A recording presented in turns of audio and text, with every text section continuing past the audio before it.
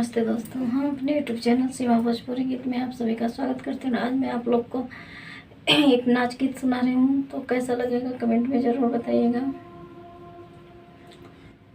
यही बेटी के जनम में लगवा हमके कैलो हो राम। यही बेटी के जनम में लगवा हमके कैलो हो राम। यही बेटी के जनम में घरवा बट गइल दुआरवा बट गइल, घरवा बट गइल दुआरवा बट गइल, बधरिया रह गइल साझे हो लाल।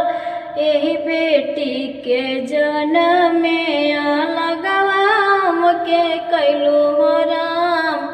यही बेटी के जनम में खेतवा बट गइल खरिहानवा बट गइल, खेतवा बट गइल खरिहानवा बट गइल, बखरिया रह गइल साझे हो राम। खेतवा बट गइल खरिहानवा बट गइल, बखरिया रह गइल साझे हो राम। यही बेटी के जनम में लगवा हमके कैलू हो राम। यही बेटी के जनम में। बाबा डियर, मिलते हैं अगले वीडियो में।